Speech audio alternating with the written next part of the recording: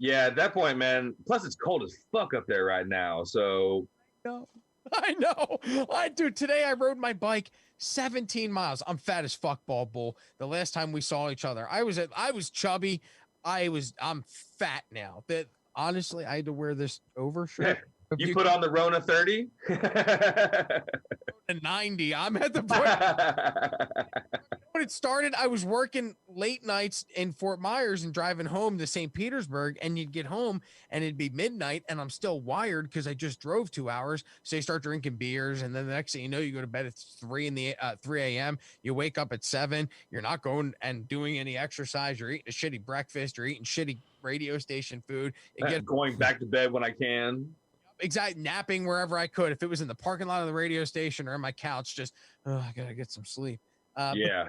and you get wired. And then when you have kids, like the hardest part is getting up in the morning because the kids are up at 6 and you're wired from the night before. When I do stand up, I'm up until 1 or 2 in the morning and I'm done performing at 11. It's just that energy, it has you keep. It's the best like caffeine ever. It just keeps you going. Those endorphins. That nice adrenaline. Yeah. I have that sometimes where I'm just like, screw it. I'm just going to stay up. Like if I have to do something first thing in the morning and I'm been like up already and like, all right, I only have like 3 more hours. Like, fuck it. I'm just going to stay up. Like, to sleep. I'm yeah.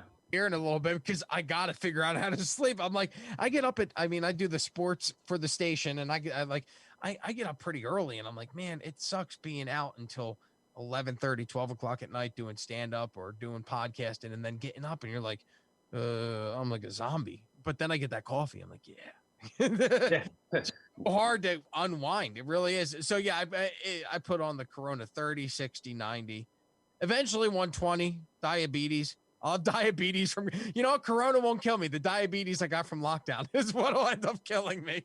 There'll be a class action lawsuit. Don't worry. Somebody's going to come up with like a class action where they're going to sue China for the 30. I think I should do that. Dude, Morgan, man. Rona 30, call Morgan. That's good. All day, man. Yeah, man.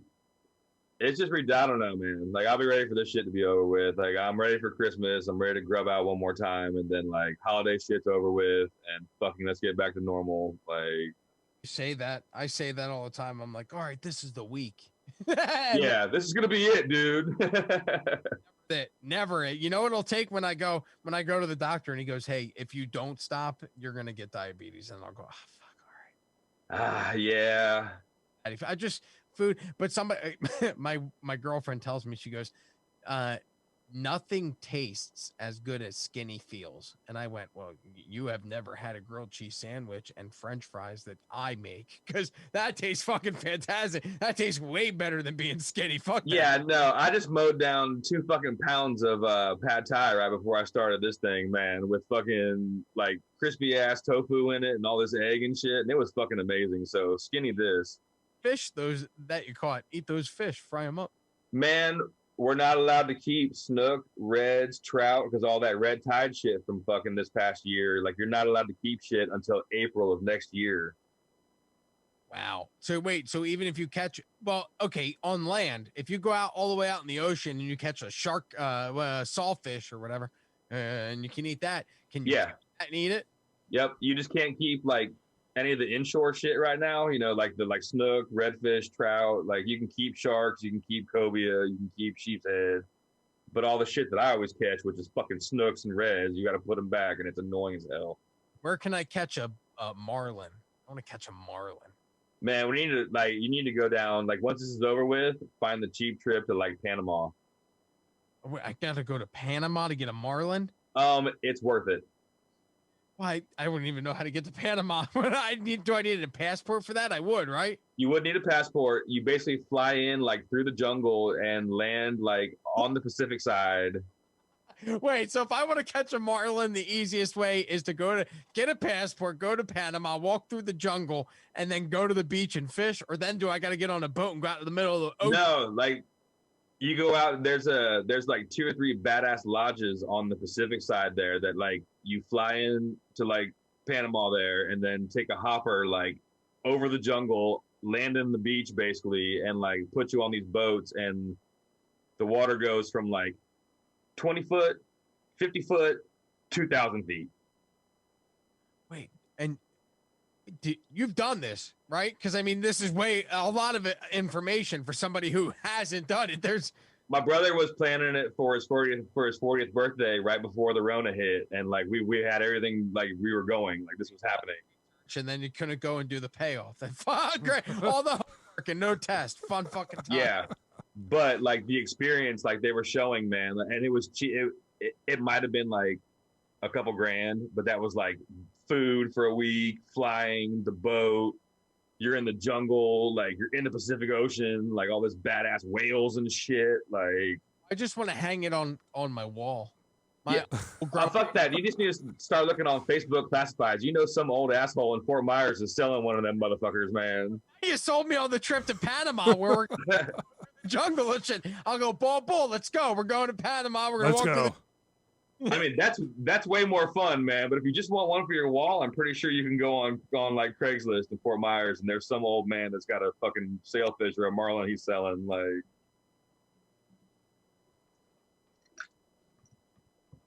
that's good shit. All right. Sorry, I had some audio issues I had to fix there, Rob. I appreciate it. Ball. Yeah. I was like, I hope he's still here. No, I am. I have to fix things on the fly because I have things set up to where they go, and then the hamsters and the squirrels just stop working, you know, so I have to like duct tape them and glue them back together and try to feed them more food. It is very frustrating. It's weird. I didn't do, because I try and go live Monday and Wednesday on Twitch, and I have overlays built into the OBS software and all that bullshit. And then every time I didn't go live for 2 weeks, everything ran fine until 2 weeks. I took 2 weeks off for vacation. I come back, I start doing it again, and nothing works. And I went, and every time it's been a camera glitches, a wire's not working right. And I went, I spent a lot of money and I did a lot of research to put this shit together. It should fucking work. And it, you know, when you try and put it together yourself and it's your first go round, it's kind of tough. It doesn't work out. We've been learning from ground up. Pretty much I've built this system just like what Bubba's system used to be. You know, you have your main computer, then you have your audio, then you have your, you know, your other audio computer for the background. And then I just sort of mesh all that together. I'll test all day long, and all of a sudden just one thing just stops and just, you know, freaks me out. I'm trying to fix it on the fly. So what's that? For no reason. For no reason. We used to do it on the couch in the bar. You know, we'll just set up the computer and just let it go, let it record. Well, I used to, Kevin Farley, which is Chris Farley's brother. He was in town headlining at the local comedy club. That guy's funny as shit too. They were like, hey, do you want to have him over? Hell yeah. Yeah. Yeah, but at that point I had done 2 shows. And the first show, we had interviewed a pastor turned stripper. It was a woman who became a stripper and went on OnlyFans and is making like $100,000 a month doing showing her titties. But she was a pastor. So I interviewed her on Skype and praise Jesus. Exactly. The whole system crashed. And I went, fuck, I can't have Kevin Farley's sitting on my couch and turn to him and go, sorry, the equipment's not working. You know, like you need to have it working as a well-oiled machine. And I have yet to accomplish that. And I've been doing it for, 3 months now. And I'm like, God damn, every single week there's an audio glitch or issue or a video glitch and issue. Yeah, we've been doing it this is our 7th season that we've been doing it. It's like 12 shows a season. And there's always seemed to be something new that pops up that doesn't quite work, or the audio doesn't, you know, flow right or something like that. It always bugs me, and I can't seem to get it right, get it fixed, you know? Yeah. So. Gremlins. Yeah, gremlins. Damn gremlins. Mine's kids, they stomp all over the wires. And I go, fuck out of here, please. I spent all this time. I have shag carpeting in here so I could hide the wires inside of the carpeting so nobody would see it when they walked over or step on it. And every time I walk in here, if I leave the door open, because it was a bedroom, but I just made it into a studio. If I walk in here, my 2-year-old is in here pulling the fucking wires out of the carpet. I go, stop, god damn it. I spent so much time tucking that shit in, and I'm fat now. I can't bend over that long and tuck that shit in. I'm getting fucking back pain. It's way too much work for burying wires. Really is. You sweating just bending over, huh? My bull. The other day, it's happening now. I don't know if it's gout or I have some type of diabetes. Whenever I bend down, I was in the shower and I was bending down, washing my legs with the washcloth, and my heel started to hurt. And I was like, that's weird, because I was washing my right leg, but my heel on my left foot started to hurt. And now just every time I bend down and reach to the right side, I get excruciating pain in my left foot. And I went, this is fat guy pains. These things that are happening because my body is going, you need to stop doing what you're doing. I am quitting on you. And it's starting with my left foot. And you know how that ends? You ever see Kamala, the wrestler? They cut off all his limbs because of diabetes. That's what's going to happen. Jeez. That's all bad, man. Me in a chair, rocking back and forth. Oh, I can't even rock. I won't have legs. I need to stoop. You just be on a headset mic and that's it. Yeah, I'm gonna have to yell for my girlfriend. Come in, Rock. Well, thank you, Rob, so much for coming on our show. I hope you enjoyed yourself. I know it's not as big time as what your show is. But, no, mine gets like 3 viewers. It's weird. The things that hit and miss, it's like we'll get like 20, 30, 70. Yeah. It's weird. Like the viewers on Twitch are weird. But the views on YouTube, that's what I'm trying to figure out. We did a segment on aliens, and I ended up getting 7,000 views on YouTube. Really? Yeah, like it was crazy. And then it dropped off. It was 7,000, and then it was because it was a story about the monoliths. And then there was a guy that came out that was a former Israeli head of the space company in Israel. And he said that there are aliens, they do exist. Everybody knows about them. There is a secret base on Mars that's underground where Americans are working with aliens. Trump was going to disclose it, but the pandemic happened. And because of that, they were like, hey, we're not going to tell anybody about aliens right now. They couldn't handle it. It was it's insane. Right. But it's a former government head that's saying it. So you're of course, right. That might be true. Yeah. Also has a book out. And so that was we talked about that, and then we put the clip up, and so it went viral for a day or two and then dropped off. But I mean, it's just keep plugging away. It's fine. I don't know where you're at or what you're doing besides I know that I'm here with you on Zoom, but just keep plugging away. You got 7 seasons of 12 episodes. Just keep doing it. It's consistency is key, and eventually you find somebody who likes it, and they tell somebody who they think will like it. That person, somebody who they think will like it, and then you go from that 30 to that 60 to that 70. And it's funny that you say that because I've always had that model since I was doing radio USF, and and that where their station is, it's like right next to the Beef O'Brady's restaurant right there instead of USF. So we'd all do stunts and stuff like that in there. And I remember one day we had a production meeting with Bubba, and I told him the same thing. I'm like, when you yelled at that guy for parking too close to your Mercedes, right, or your Cadillac, whatever he had at the time, right, and he put that up on YouTube, that got a lot of hits. And I told him that's where you need to go with this. People want to see that. They want to see YouTube is very content driven, and they want to see people yelling at people and screaming at people and doing these stunts and bits and whoring yourself out for America. Yeah, pretty much. That's what it is. Bubba's a character, and that's why I love him. Oh yeah, he's a character that's funny. You watch and you go, literally, there's no point where that guy wakes up or goes to bed where it's not turned on. That's true. There might be a slight reset where he'll do that. You ever see him do that? I've seen him do that. Oh yeah. I've seen him do that. I've seen him go to the bathroom for like 3 hours and then go, okay, I'm back. But he come back. But it's he there's a lot of shit on YouTube. There's a lot of shit on Twitch. The good content slowly will rise above it. The problem is there is so much garbage that you have to shift through, before you find something that's worth watching. But the volume of crap is very deep. Yep. Believe me, I'm trudging through it. I'm going, I know what we're doing is funny. It's just we find the people who will think it's funny as well. And that's what I don't get too, is like somebody will sit there and do like this very dumbass video to where it's like, I don't know, smashing a PlayStation or smashing an Xbox, and I'll get 1 million views. And then, you know, like you and I do a show like this, and we get like 7, 10, 20 listeners live, and then barely break 100 on our viewership. You know, I think one of the biggest videos that I got so far was over 1,000 views, and it was one of those. What's the movie where they're killing people? The Purge, right?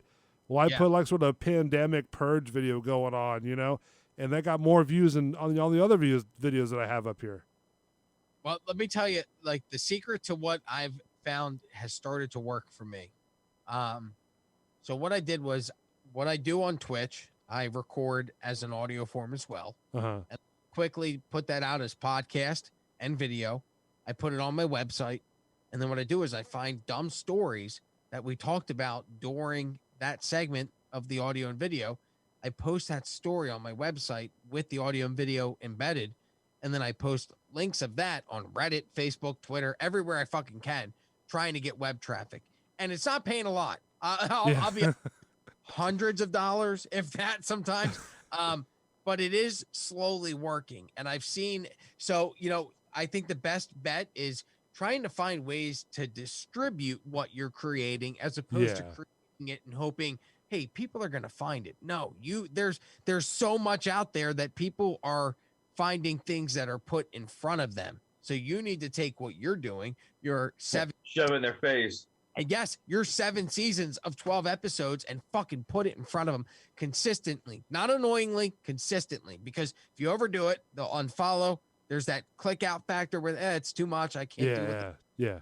Hey, this guy's posting shit. But you find the right shit to post, the right time to post it to the right people. And then you become like Jake Paul. That guy's fucking guy. He offered $50 million to Conor McGregor to fight him. $50 million because of YouTube. That guy was fucking putting dumb videos on YouTube, and now he has $50 million to lose. It's not $50 million to gain, $50 million to lose. What he benefits from the pay-per-views, maybe he'll make up, but $50 million that guy has to offer.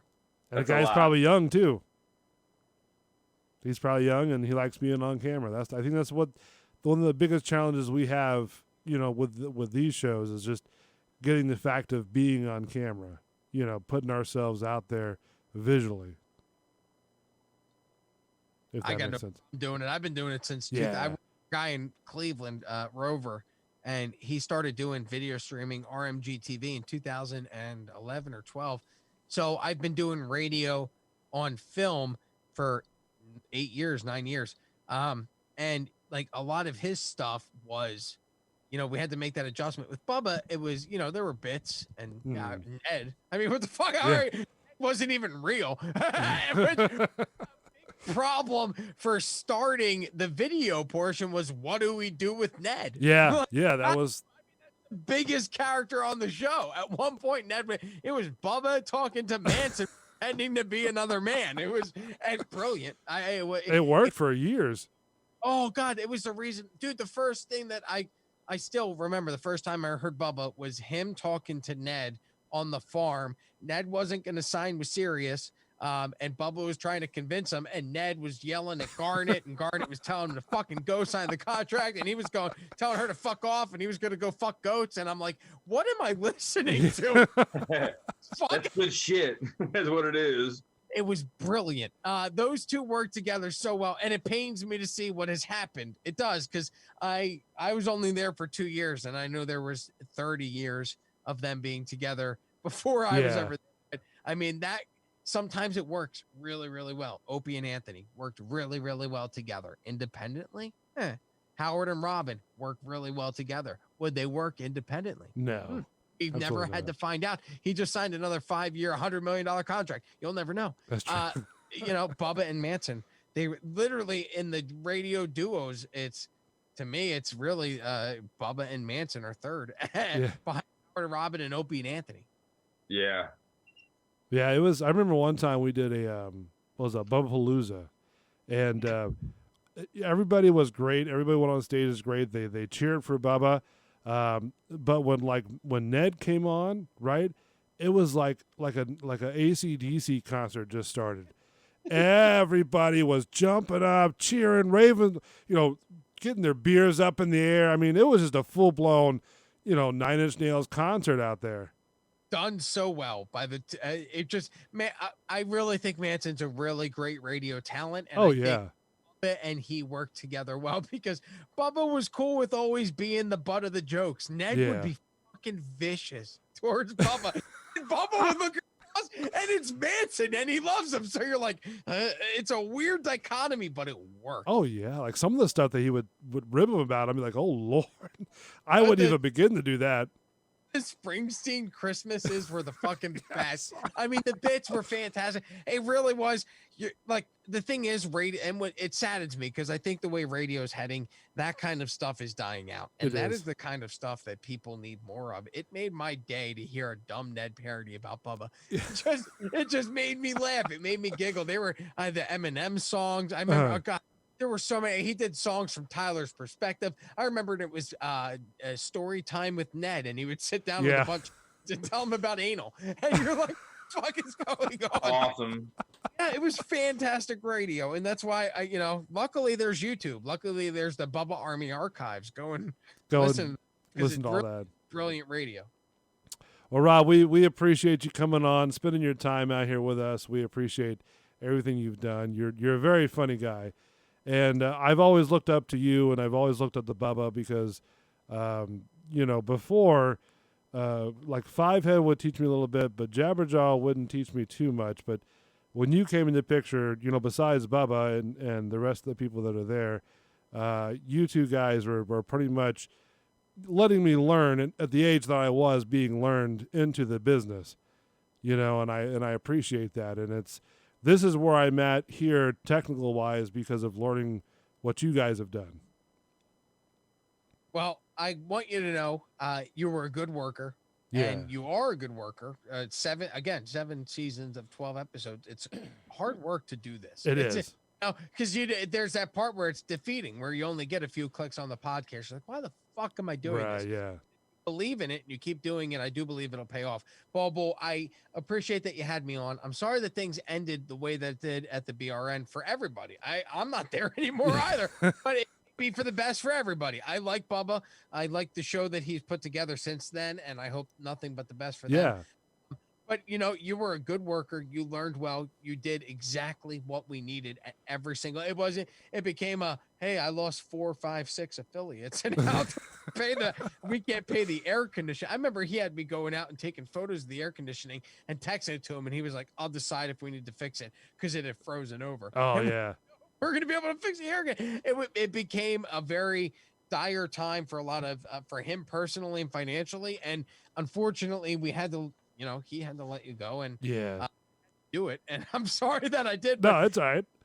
I mean, you looked a little scared when you told me the news, but I had to do it to you and Frank, and both of you guys were good, hard workers. And it hurt me to do it because I went, this is what is happening right now. Like, it hurt to lose go-to guys. Right. Both of you guys were go-to guys. No matter what I needed, no matter what Caveman needed, no matter what Bubba needed. If we said Ball Bull, Frank sometimes. But Ball Bull always fucking Frank. And not in a coma induced by THC, then he would also do it. But every time, Ball Bull, you would be the go-to guy that we're like, hey, Ball Bull can definitely do this. Ball Bull will get this done. It was always set up. You would work late. I remember coming back with kid because I would do stand-up, and you and Caveman would be testing the audio equipment so ICP could come in on the BRN stage. So everything you did was appreciated and noticed by me. I'm sorry that things ended the way that, but I do appreciate that you reached out and had me on. Yeah, and if man. I can plug anything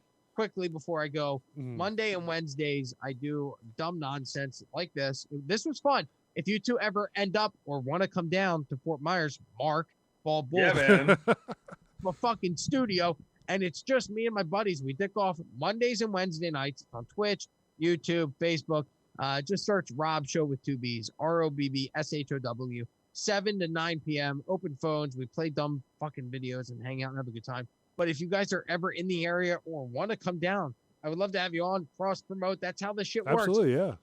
I come on, we fucking work together, and hopefully we can transition my clicks to your clicks to my clicks. Yes, and then sir. we're fucking Jake Paul, we're fucking fighting Floyd Mayweather and bullshit. Nice. Yeah. Well, thank you so much, Rob. Anytime you want to come on the show, you're more than welcome. I mean, just say, hey, I want to come on and just chill out and just shoot the shit for a while. You're more than welcome. Absolutely. Both of you guys have my phone number. It hasn't changed. So if you're ever in the area or again want to come down, please. Yeah, absolutely, man. We'll have a couple drinks and just have a good time. Have a good. Seriously, if the two of you want to plan a trip to come down and do it, I would love to. Yeah, have absolutely, you. absolutely. That'd be awesome. Me and two comics. So why not have me and two you guys? Yeah, man. Game on. All right. Well, thank you, Rob, so much. I appreciate your time. Well, man, it was good chatting with you, Mark. It's always a pleasure to see, and it's good to see you right now. So I'm coming down to bring you something here. I'll see you soon. And you guys have a great night. Thank you, buddies. Yeah, bub. Appreciate it, bud. Bull and the Bartender Show, Bulls Radio Lounge. Welcome back to the show. I know Mark's got a hard out at 9:45. Yeah. So he's got to jump on that ship and go to work. Yep. So real quickly, never quits. Real quickly though. So the story that I saw was a guy that was fishing, right? He was fishing for like sailfish, and I saw the sailfish. The what do you call it? Is it the snout? The bill. No, not the bill. The nose. Mm-hmm. Is that what it's called? Call that a bill. A bill? Okay. That went straight through the guy's leg. Yep, because he got in front of it. He got in front of it. What do you mean by what? Like, what is that process? How does that work when you're sailfishing? All right, like when you're catching sailfish, like all that bitch, it's got a fucking 3-foot sword on the end, on the front of its face. Right. And if you lean over in front of it when you get into the boat, all it takes is one tail kick, and that thing will go through your fucking arm, your hand, your head. Like without an issue. Without an issue, dude. Like no problem. Like that's what those things kill bait with is fucking their like the bill. They slash at the bait like a sword. And so what? And that's how they catch their food. Is that what it is? Yeah, like they slash at the food with their freaking bill and like hit it basically. But it's also a point, and the thing weighs. Like the one I caught was probably 80, 90 pounds. Right. And when it kicked its tail, like if you weren't ready for it, it would fucking like get you. And how would if something like that happens? I mean, obviously with this guy, like how would you fix that? I mean, would you just would you go to the hospital with that, or you would call, man. You'd either call or fucking call or have a helicopter come out and like get you, or you better haul ass in. I mean, what happens if the fish is bigger than the helicopter? What? What happens if the fish is bigger than the helicopter? You get the fucking, like, you got to pull that out. Okay. I mean, the only reason why I say that is because I've been trying to look it up and pull it up. But basically, it's a video almost of the guy, like, the fish is still in his leg, right? But he's in the emergency room, and the fish is still flapping. Like, the fish is still alive. Yeah, that I don't know. I mean, the fish is not dead yet. I mean, it's still they're trying to hold down the fish and figure out what's going on. Well, it's probably still twitching and shit. Like, yeah. And I'm trying to look it up. Nah, it's all bad, dude. You don't get in front of those motherfuckers. So how much time do you have to fish to do this? What do you mean?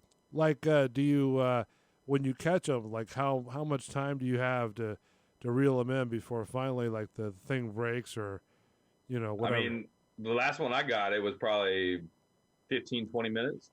Oh, really? So something big like that would probably take like a half hour, I think, right? I mean, mine was probably a good 20 minutes, man. Like, and really? It was, 90 pound, probably, man, 4.5, 5 foot sailfish.